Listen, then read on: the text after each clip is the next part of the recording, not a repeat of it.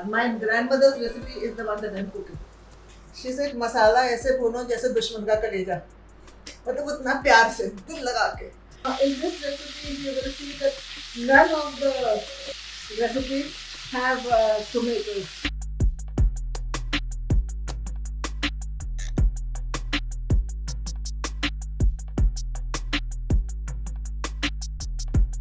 So with tomato prices being what they are, and many people are looking to, use no tomatoes or very little well. So we have with us today Rana Safvi, who is a very well-known historian, author, and avid cook, and somebody who is very interested in food history.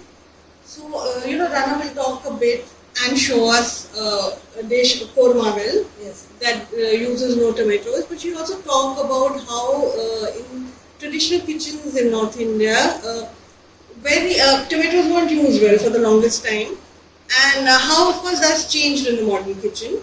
And so the korma that I'm cooking is my daddy's recipe, and I'll show it to you just now. To make a good korma, the most essential thing is to get the onions right. So I'm going to first fry the onion, and these onions, if they are underdone, then the जिसको शक्ल कहते हैं कोरमे की, the look will be very dull. Korma is one of the many recipes that don't use tomatoes. Tomatoes are actually introduced very late into India by the Portuguese in the 16th and 17th century, and it took a long time for them to become popular in India.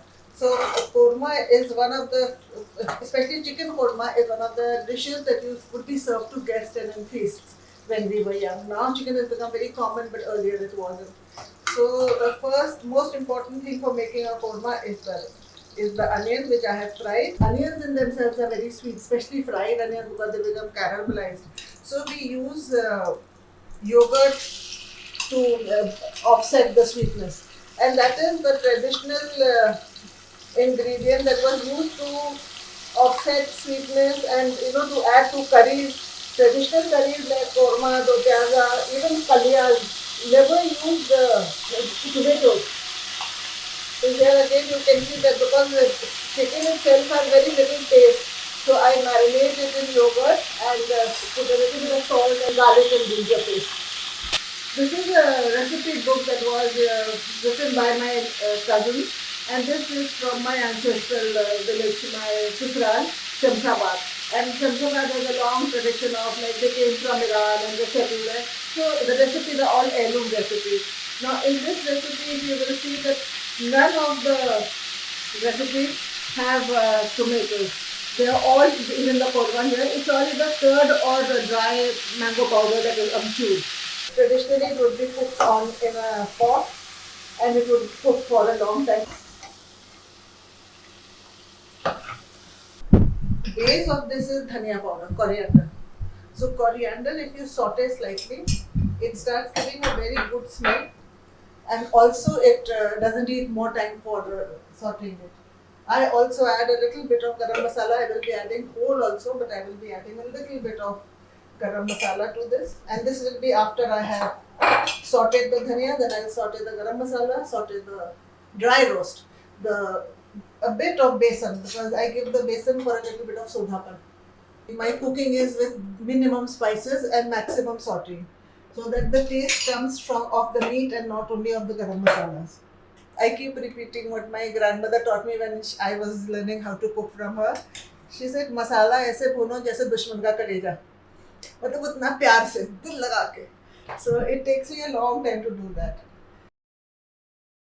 And this will be the garam masala, that is bay leaves, long and elaichi. Instead of water, I will use dahi, well beaten dahi. To prevent it from burning, I will keep using curd. And keep the fire on very slow while all this is being done, so that nothing burns.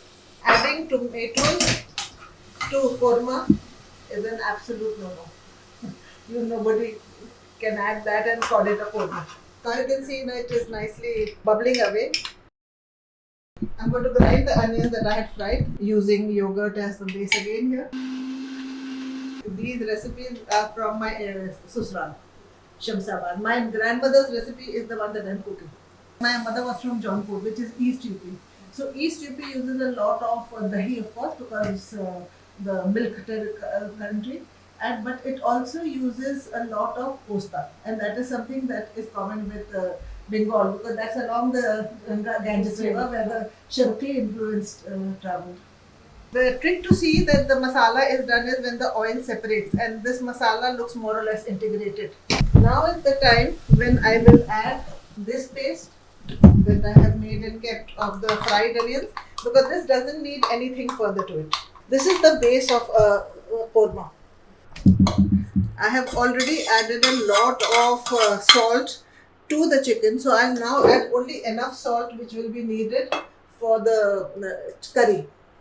And the curry of korma is thick, so I'm adding only this much water. And just one vessel is all that will be needed for a broiler. I will add to the milk which is slightly warmed. So just a few strands is all that are needed to give it color in the end. That's it.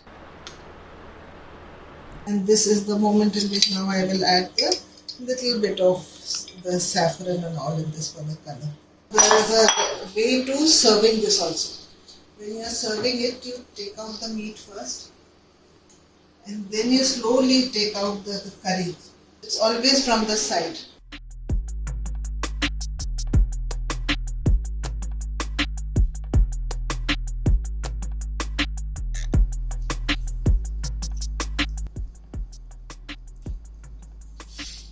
Now you can just see the flavors. They just kind of seep in, and it's so different from a normal onion tomato. And no this thing, no extra garam masala. All No, the tastes have to be balanced. You can taste the meat and the curry, and it's just perfectly balanced. Thank you.